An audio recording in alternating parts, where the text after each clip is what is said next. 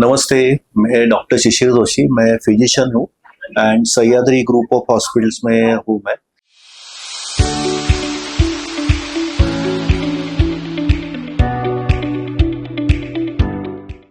तो आज हम लोग एम पॉक्स, मंकी पॉक्स जो डिस्कशंस में बार बार आ रहा है अभी, इसके बारे में बात करेंगे। तो एम पॉक्स वायरस क्या होता है? जैसे पहले ज़माने में 1970s 80s में जो स्मॉल पॉक्स करके एक वायरस था, तो जिसको पूरा रिसर्च करके उसको वो डिसीज पूरा बॉडी से चले गए, पूरा कम्युनिटी से चले गए। जैसा ये इम्पॉक्स करके वायरस है, जो इम्पॉक्स क्या है कि मंकी पॉक्स करके वायरस है, जो मेनली जो है वो जानवरों में दिखता है। और जो अफ्रीकन कंट्रीज में जो जानवर है, मेनली स्क्विरल्स बोलते हैं, और रोडेंट्स जो रहते हैं, माइस रहता है, उसमें जो ये सब इन्फेक्शन आते हैं, जो उनके बॉडी पार्ट्स में से, जो बॉडी फ्लूइड में से, या फिर उनको जो इन्फेक्शन है उसमें से ह्यूमंस को ट्रांसफर होते हैं। सो इम्पॉक्स क्या है कि बेसिकली जानवर या फिर जानवरों से या रोडेंट से ह्यूमंस को या फिर आदमी ह्यूमन बीइंग को होने वाले इन्फेक्शन है। तब ये इसको डायग्नोस कैसा करने का, ये कैसा चालू हो गया? तो इन्फेक्शन ऐसा है कि ये एमपॉक्स वायरस जब बॉडी में आता है, तो सिमिलर जो जैसे एनिमल्स को इन्फेक्शन होता है, वैसे ह्यूमन बींग्स को भी होता है।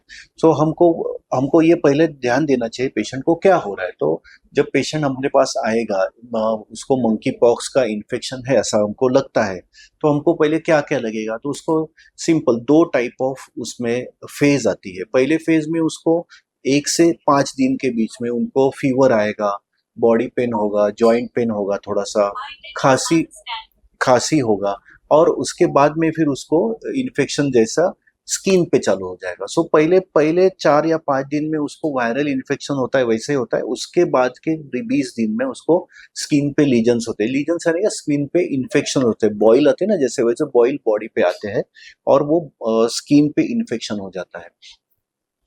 पहले 2 फेज में हमको ऐसा लगता है कि ये वायरल इन्फेक्शन है, चला जाएगा, लेकिन मंकी पॉक्स या ये वायरस का प्रॉब्लम ऐसा है कि इसके कॉम्प्लिकेशंस बहुत ज़्यादा है। सो जैसे इन्फेक्शन बॉडी में होता है, वैसे उसके कॉम्प्लिकेशन भी होते हैं, जो कॉम्प्लिकेशन हार्ट में होता है, लंग्स में होता है, ब्रेन में होता है, किडनीज में होता है।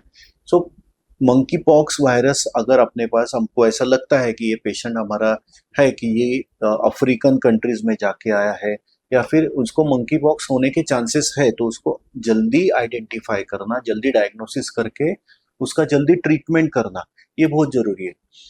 जैसे मैंने बोला कि ये रोडेंट्स या फिर जानवरों से ह्यूमंस में आता है, वैसे ह्यूमन से दूसरे ह्यूमन में भी जाता है बिकॉज ऑफ ड्रॉपलेट इन्फेक्शन। यानी क्या होता है, हमने खांसी किया, हमने जुकाम आया, हमने छींक दिया, और अगर हम पब्लिक प्लेस में है, अगर मुझे वो इन्फेक्शन है, तो वो मैं दूसरे को ट्रांसमिट कर सकता हूँ। सो ये पेशेंट लोगों को आइडेंटिफाई करके आइसोलेट करना बहुत जरूरी है।